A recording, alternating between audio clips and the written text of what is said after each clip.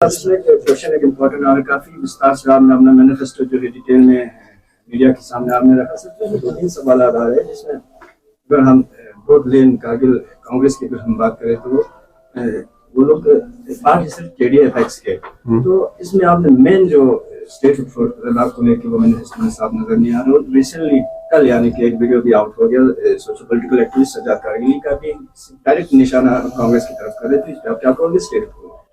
आप सही कह रहे हैं। हमारे शेष नेतृत्व में जो लोग बैठे हैं, जिसमें राहुल गांधी जी हैं, खड़गे साहब हैं, उनमें से राहुल गांधी साहब लेह कारगिल दोनों में दौरा करके गए, है ना। उनके दौरे पे आपने देखा, मोदी साहब की तरह नहीं है कि अपने यहां से उसको बुलाया, क्या बोलते हैं, रिप्रेजेंटेटिव को बुलाया, उसने जो कहा उसी पे उन्होंने स्कीम बना दिया, ऐसा तो नहीं है। राहुल गांधी जी खुद पैरों पे चलकर, बाइक पे चढ़कर, गाड़ी में चलकर हर जगह आके लोगों से चलते चलते रुक कर किसी महिला से बैठ के बात कर रहे हैं, किसी स्टूडेंट से बात कर रहे हैं। सबसे पूछने के बाद, समझने के बाद उन्होंने यहां स्पीच में भी लद्दाख वासियों के सामने बोला कि हमें लगता है कि लद्दाख में डेमोक्रेसी बहाल होनी चाहिए, है कि नहीं सर। यहां पे आवामी हुकूमत को वापस से सशक्त करने की जरूरत है, ये उन्होंने बोला है।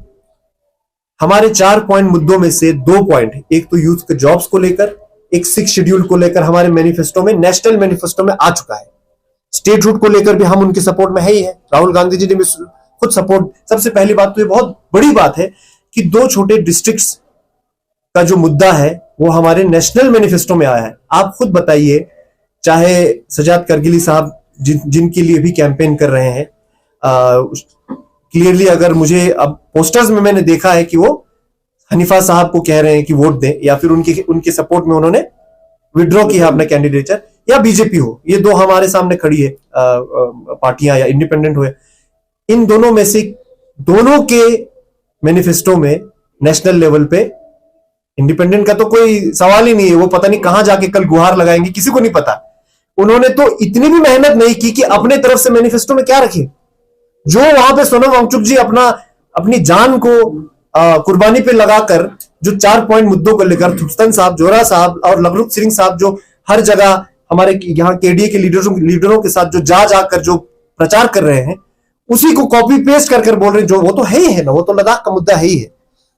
उनका क्या मैनिफेस्टो, एक तो ऐसा कैंडिडेट है जिसके नेशनल मैनिफेस्टो में पूरे भारत को, पूरे हिंदुस्तान को गवाह बनाकर ये कह रहे हैं कि हम इन 2 चीजों पे तो वादा करते हैं, बाकी नहीं देंगे। ये नहीं बोला, राहुल गांधी जी खुद आके यहां बोल के गए हैं कि यहां पे, क्योंकि स्टेटहुड कहना एक पॉलिसी मैटर है, हो सकता है हमें लेजिस्लेचर के थ्रू यहां पे आवामी हुकूमत को बहाल किया जाए, है ना, तो वो एक पॉलिसी मैटर है जिसको बैठ के सरकार तय करेगी। उसको एक शब्द देना स्टेटहुड या लेजिस्लेचर पहले दें, फिर कुछ साल में स्टेटहुड एक सिस्टम होता है।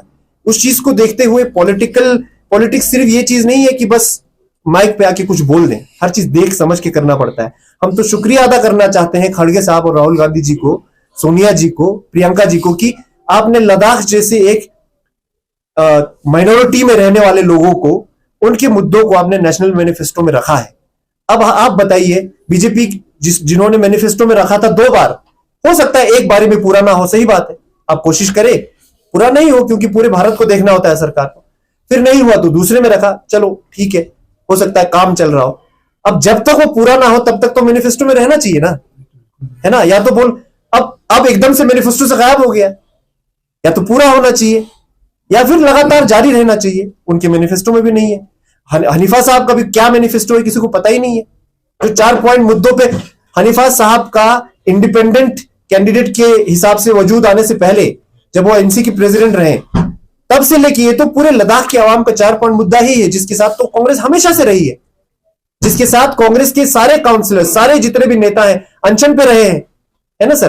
तो ये है कि कम से कम कांग्रेस के मैनिफेस्टो में 2 बड़े मुद्दे तो लिखित में डाल दिया है सर। एक सेकंड, मेरा जवाब खत्म हो जाए। और स्टेटहुड, और इस पर राहुल गांधी जी खुद आके वादा करके गए हैं।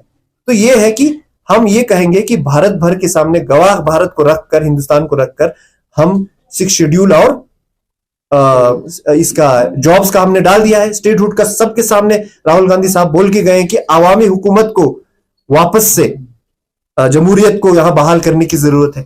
तो ये बाकी 26 के बाद ही होगा हमारा चौथा जो भी है एमपी सीट अलग अलग करने का, वो तो 26 के बाद होना ही होना है। तो ये बातें हैं। अब इंडिपेंडेंट कैंडिडेट साहब का तो पता नहीं कल वो इन 4 पॉइंट मुद्दों को लेकर जो भी सरकार बनेगी किसके साथ जाएंगे, वो हमें तो ये भी नहीं पता है। जो अपनी पार्टी, जिस पार्टी के दम पर उन्होंने यहां कारगिल में अपना वजूद बनाया है, उस पार्टी को ही अगर उन्होंने धोखा देकर उनके शीर्ष नेतृत्व में उमर अब्दुल्ला, फारूक अब्दुल्ला साहब आज भी ट्वीट कर रहे हैं कि हमें कांग्रेस के कैंडिडेट को सपोर्ट करना चाहिए। तो हमें समझ में नहीं आ रहा है कि उनका मैनिफेस्टो क्या है, या फिर वो बाद में कहां जाके मिलेंगे, क्या सपोर्ट करेंगे, किसको सपोर्ट करेंगे।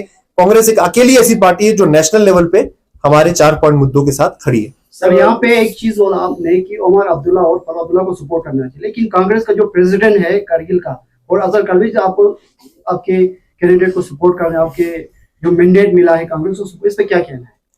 कांग्रेस को मैंडेट मिला है, कांग्रेस की जो लेके कैंडिडेट है उसको लद्दाख का मैंडेट मिला है, लेकिन जो करगिल यूनिट के प्रेसिडेंट है कांग्रेस के और अजहर कलवी जी आप लोगों को सपोर्ट देकर यहाँ पे हाजी हनीफा को सपोर्ट कर, इस पे आपका क्या कहना है? देखिए, इस पे सिंपल सी बात है, जैसे मैंने शुरू में ही आप लोगों को इशारा दे दिया कि जब इंदिरा गांधी जी के बाद भी पार्टी की आइडियोलॉजी खड़ी है, ठीक है, तो पार्टी एक आदमी से, 2 आदमी से, 4 आदमी से नहीं बनता है, ठीक है ना जी। आज भी कांग्रेस भारत जोड़ो यात्रा कर रही है। आज हमारे साथ इतने सारे लोग कांग्रेस के कार्यकर्ता जो बेचारे सालों से कांग्रेस के नींव बनकर, कांग्रेस के पिलर बनकर खड़े हैं, हमें उनका साथ चाहिए। एक करबलाई साहब बहुत बड़े नेता है, करबलाई साहब जानते हैं कि क्या उनके लिए सही है, क्या उनके लिए सही नहीं है। करबलाई साहब ने बहुत सोच समझ के किया होगा जो किया होगा, हमसे तो पूछ के नहीं किया, हमारे वर्करों से पूछ के तो नहीं किया। हम उनके साथ हैं जो लोग कांग्रेस के लिए जब जरूरत पड़े एक एजेंट बनने से लेकर कांग्रेस की आइडियोलॉजी को हर घर घर तक पहुंचाने के लिए जो हमेशा तैयार रहते हैं, उन लोगों पार्टी उनसे बनती है सर, पार्टी उनसे बनती है। अगर कोई पार्टी के खिलाफ जाकर, हर किसी को हक है, वो अपना कर रहे हैं जो कर रहे हैं, उनके वो अपना सपोर्ट करे, वो किनको सपोर्ट करे वो उनका हक है, वो किनको वोट देंगे वो खुद जानते हैं, वो तो जब बटन दबेगा तभी पता चलेगा वो किनको वोट दे रहे हैं, है ना सर। तो ये है सर। मैनिफेस्टो की बात हो रही है, कांग्रेस पार्टी ने इस बार के जो मैनिफेस्टो में बोटी लैंग्वेज को ऐसे रीजनल लैंग्वेज इंक्लूजन करने की बात हो रही है। तो यहाँ पे तो करगिल की बात करें या लेह की बात करें तो यहाँ पे लैंग्वेज बहुत बोली, अलग अलग डिफरेंस बोली जाती है। तो ये रिलीजियस सेंटिमेंट के हिसाब से इस बार के इलेक्शंस को रंग नहीं दे रहे कांग्रेस पार्टी, क्योंकि बोटी लैंग्वेज करगिल में तो बोली नहीं जाती, यहाँ पे तो तुर्की ज्यादा शीना बोली जाती है। मेरे ख्याल से एक कंफ्यूजन है, एक तो मैनिफेस्टो में लिखा है जितने रीजनल लैंग्वेजेस, जितने भी आपने साफ लिखा होगा बोटी लैंग्वेज। हाँ लिखा है, नहीं वो अग्निपथ लिखा हुआ है। मैं बताता हूं आपको, मैं समझ गया आपका सवाल, मैं आपका सवाल समझ गया। हमारे मैनिफेस्टो में है जितने भी रीजनल लैंग्वेजेस जिनका हक बनता है कि वो 8th शेड्यूल में आए, वो उसमें हम डालेंगे, ठीक है जी। एक सेकंड सुनो ना। सबसे पहली बात आप लोगों को यह समझ में आ जाए कि इसको आपके सवाल ने जोड़ा है या लोग, आप सही कह रहे हैं, लोग बोल रहे होंगे, वो ऐसे लोग होते हैं। कांग्रेस ऐसी पार्टी नहीं जो कौमी जज्बे पे, आज जहां बौद्ध मुसलमान ले कारगिल सब बैठ के बात कर रहे हैं, है ना। तो कांग्रेस ऐसी पार्टी नहीं है जो रिलीजन के नाम पे बात करते हैं, रिलीजियस सेंटिमेंट की। एक जो लैंग्वेज है, ये 8th शेड्यूल में आपका जो स्क्रिप्ट, बोटी स्क्रिप्ट है ना, आज उसी स्क्रिप्ट में कुरान भी लिखा जाता है कि नहीं। भाषा नहीं जाता है उसमें 8th शेड्यूल में, वो स्क्रिप्ट जाता है। 8th शेड्यूल में भाषा के नाम पे क्या जाएगा, कुछ होना चाहिए ना पेपर पे, वो होता है स्क्रिप्ट। समझ गए आप। हमारा पुर्गी हो, हमारा लद्दाखी हो, या जो भी हमारे भाषाओं का नाम है, बल्तिस्तान हो, सबको बोटी की स्क्रिप्ट में लिखा जाता है कि नहीं जाता है। आज हमारे बल्तिस्तान में भी बोटी स्क्रिप्ट पे लिखा जाता है। तो वो स्क्रिप्ट की बात है, एक स्क्रिप्ट का मजहब नहीं होता है जनाब। बहुत लोग, बीजेपी वालों ने तो ये भी कहा था कि उर्दू को हटाओ, उर्दू को भी कौमी रंग देने की कोशिश कर रहे थे कि नहीं। कौमी तो अगर कौमी बात ही करनी है तो हिंदुस्तान से निकला हुआ स्क्रिप्ट है, उसको मुसलमान से किसने जोड़ा, उसको मुसलमान से। ये तो गलत बात है ना, गलत बात है ये। आप अगर आपको कहीं से सुनने में भी आता है तो हमें अपने आप को एहतियात रखना चाहिए कि इस बात को हम आगे ना लेके जाए कि एक भाषा को, एक स्क्रिप्ट को किसी कौम से जोड़े। ये मेरे ख्याल से वो लोग बोलते हैं जिनकी अभी भी सोच छोटी है, या फिर अपने 2 दिन के फायदे के लिए कौमी रंग हर बात को देते हैं। कांग्रेस पार्टी उसके साथ नहीं है। आज अगर सपोज आप कहेंगे पुर्गी का 8th शेड्यूल में करें, क्या करें, कौन से स्क्रिप्ट को करें, है कि नहीं। सर एक चीज समझना, स्क्रिप्ट और लैंग्वेज में क्या डिफरेंस आपको समझ में आता है? स्क्रिप्ट वो है जिसमें उस बोली को लिखा जाता है, जैसे कि देवनागरी करके एक स्क्रिप्ट है जो जिसमें आप हिंदी की भाषा देखते हैं, कई सारे उर्दू स्क्रिप्ट मैं बता रहा हूं आपको, जैसे जिसमें संस्कृत है। बिल्कुल सही। तो जैसे देवनागरी एक स्क्रिप्ट है, हिंदी एक भाषा है, बोली है ना, पंजाबी एक बोली है। उस तरह से पंजाबी का तो चलो अपना स्क्रिप्ट डेवलप हो चुका है, लेकिन जैसे बिहार में जाओगे भोजपुरी बोलेंगे, है ना। उस तरह से बहुत सारे लोग हैं जो एक स्क्रिप्ट को, देवनागरी को फॉलो करते हैं। वैसे ही लैटिन है, वैसे ही स्पेनिश है, वैसे ही इंग्लिश है, सब एक स्क्रिप्ट को फॉलो करते हैं। तो लैंग्वेज इंपॉर्टेंट है कि स्क्रिप्ट इंपॉर्टेंट? स्क्रिप्ट इंपॉर्टेंट है। लैंग्वेज बदलता है आप कारगिल में ही आप 1 किलोमीटर आगे जाएंगे, बोली बदल जाता है ना। बोली तो बदलती रहती है ना, लेकिन जो स्क्रिप्ट है, दो शॉक पॉइंट, वो जान है एक लैंग्वेज का। स्क्रिप्ट ही सबसे ज्यादा जरूरी है।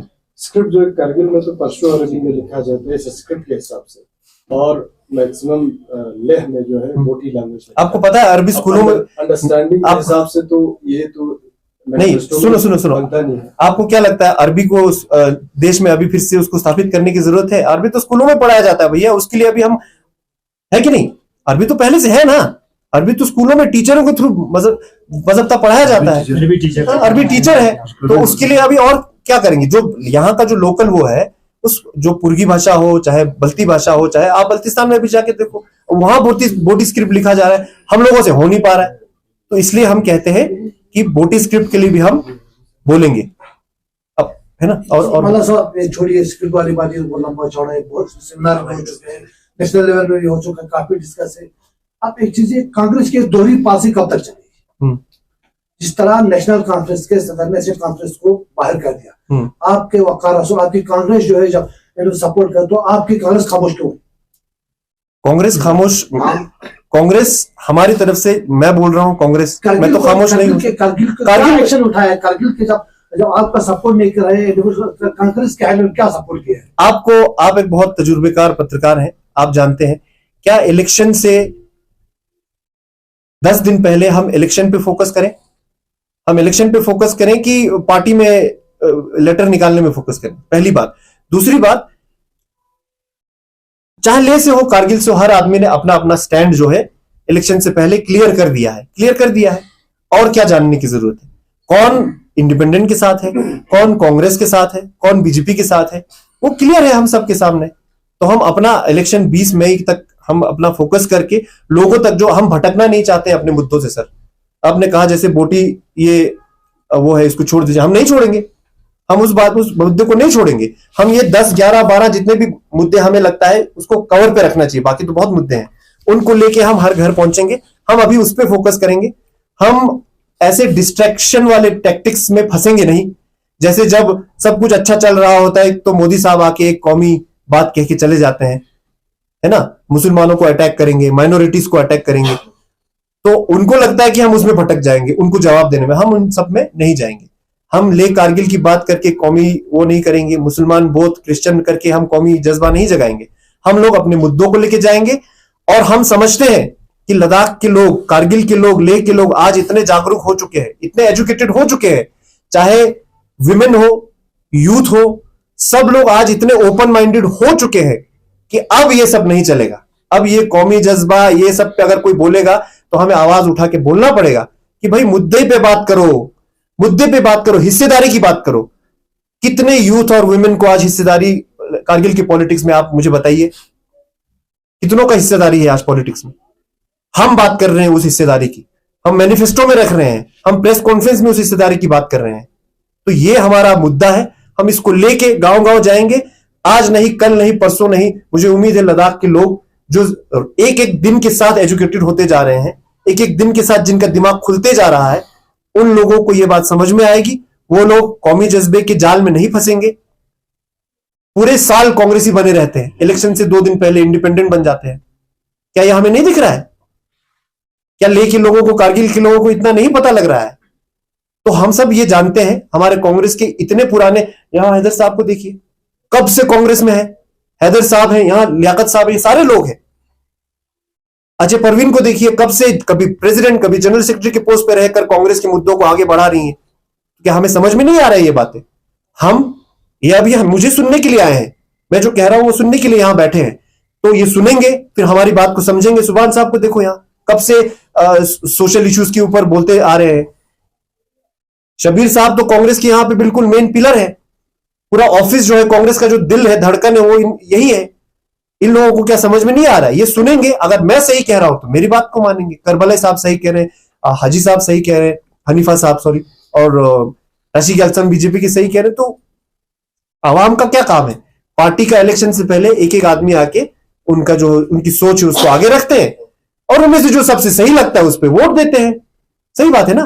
तो ये सारे लोग हमारे यहाँ सुनने के लिए आए हैं। हम बोल रहे हैं, आप लोग खुद अपना दिमाग लगाइए, आप लोग खुद अपना सोचिए, कौन इंसान, कौन आदमी, कौन लीडर अपने उसूलों पे चल रहा है, कौन एक बात बोलता है और उस पर टिका रहता है, वो आप लोगों के सामने है। कौन हर इलेक्शन में रंग बदलता है, वो आप लोगों के सामने है। तो आप लोग देखिए कौन अपने पार्टी को जो अपने पार्टी का सगा नहीं है। मैं ये एनसी के लोगों के लिए कह रहा हूं। एनसी के लोगों ने कल तक ये कहा था कि सपोर्ट करेंगे, ये करेंगे, वो आज उसी पार्टी के अपने हाईकमांड की बात नहीं सुन रहे। हक है, हर किसी को हक है, पर पब्लिक का ये हक है कि वो देखे, वो मेजरमेंट करे कौन कहां है, वो सोचे और देखे कि कौन उसूलों पे चलता है, कौन नहीं चलता है। उस हिसाब से उस पे आप अपना भरोसा और अपना वफा जताएं। तो आने वाले दिनों में कांग्रेस कमेटी चाहे ले हो या कारगिल आने वाले दिनों में साथ साथ मेन कैंडिडेट जो है सर नमग्याल साहब का विजिट कर सकता है। नमग्याल साहब, अभी हम लोग आए हैं, हम जो शागिर्द हैं, शागिर्द लोग पहले फील्ड में जाएंगे, आप लोगों से मिलेंगे, बात करेंगे, कहाँ क्या है देखेंगे, और उसके बाद इन्हीं दिनों हमारे नमग्याल साहब भी यहाँ, जैसे मैंने कहा, रूबरू करेंगे। एक बात। दूसरी बात, लेह में अभी आप लोग खुद देख रहे हैं सोशल मीडिया में कि कहा बीजेपी की क्या हालत है। ठीक है जी। और कारगिल में अभी हमारे हनीफा साहब, उनका नाम भूल जाता हूं, सॉरी, हनीफा साहब इंडिपेंडेंट खड़े हैं, वो भी अपने हिसाब से हर जगह पहुंचने की कोशिश कर रहे हैं, हम भी कोशिश कर रहे हैं। लेह में तो लगभग अभी 80% से ऊपर कांग्रेस के साथ जुड़ चुका और अभी भी दिन बचे हैं जो हमें दिख रहा है। बाकी अंदरूनी क्या है वो तो और ज्यादा हमें वोटिंग के बाद पता चलेगा। कारगिल में भी हमारे सारे कांग्रेस के कार्यकर्ता से लेकर नेता आज भी सक्रिय हैं। जिनको हिस्सेदारी का मौका नहीं मिला वो आज भी टिके हुए, नहीं तो कब का छोड़ के जा सकते थे पार्टी, क्यों नहीं जा सकते थे, वो आज भी सक्रिय है। क्योंकि कांग्रेस की आइडियोलॉजी धर्म के नाम पे, रीजन के नाम पे, कास्ट के नाम पे पॉलिटिक्स नहीं करती, ये सब समझते हैं। इसीलिए कांग्रेस पार्टी 100 साल से ज्यादा भी लद्दाख जैसे दूर क्षेत्र में भी कांग्रेस पार्टी सक्रिय है। तो हम उम्मीद करेंगे कि हम उन हर कांग्रेसियों तक पहुंचेंगे और हमारा मैनिफेस्टो उनको समझा सकेंगे। सर, जो ये इलेक्शन स्टार्ट हुआ उस वक्त जोरा साहब ने जो स्टेटमेंट दिया कांग्रेस पार्टी को लेकर, जहाँ पे बोला नागपा फिपा, ये वोट जो है कम्युनलिज्म बेस पे लद्दाख में पूरा ये कम्युनलिज्म फैला रहे हैं, मजहब का रंगत दे रहे हैं। तो ये नागपा फिपा क्या है सर? कांग्रेस पार्टी का जो आइडियोलॉजी है वो तो सेक्युलरिज्म है। क्या आप इस पे कुछ ब्रीफ करना चाहेंगे? मैं इस पे ये ब्रीफ, मैं इस पे ये ब्रीफ करना चाहता हूं कि अगर आप लोग एक कहानी का शुरुआत सुनेंगे और एंड नहीं सुनेंगे, या अगर आप लोग किताब का कवर देख के जज करेंगे कि क्या बात हुई, तो मुझे लगता है वो हमारी कमी है। उसी स्टेटमेंट ने अगला सेंटेंस, एक सेकंड भी नहीं हुआ, अगला सेंटेंस जो बोला वो आप लोगों ने नहीं सुना, वो आप लोगों ने नहीं सुना है, लेकिन कुछ लोग उसको कौमी रंग दे रहे हैं। एक हमारा दस्तूर चले आ रहा था जब हम जम्मू कश्मीर के हिस्सा थे कि उसमें, क्योंकि कांग्रेस पार्टी, जैसे आपने कहा, क्योंकि कांग्रेस पार्टी एक सेक्युलर पार्टी है, क्योंकि कांग्रेस पार्टी एक इंक्लूसिव पार्टी है, हम हर कौम के लोगों को रिप्रेजेंटेशन देना चाहते हैं। इसलिए जम्मू कश्मीर का जब तक हिस्सा थे, जम्मू की 2 सीटों को हिंदुओं का रिप्रेजेंटेशन देते थे, कश्मीर की 3 को मुसलमानों का रिप्रेजेंटेशन देते थे, और लद्दाख की 1 को बुद्धिस्ट है ना, बाकी दोनों जगह से तो बुद्धिस्ट आ नहीं सकते, ये देते थे। जोरा साहब ने कहा। उसके बाद उन्होंने विद इन आधे सेकंड उन्होंने ये कहा, उस दस्तूर को तोड़कर इस बार हम मैंडेट कारगिल में दे रहे थे। बोला कि नहीं बोला? आप लोगों ने देखा है ना। उस बात को नहीं बता रहे हैं आगे।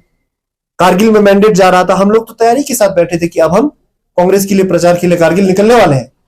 उसके बाद क्या हुआ आप लोग बखूबी जानते हैं, हमसे ज्यादा आप जानते हैं, आप यही हैं, आप लोग हर बात को कवर कर रहे हैं।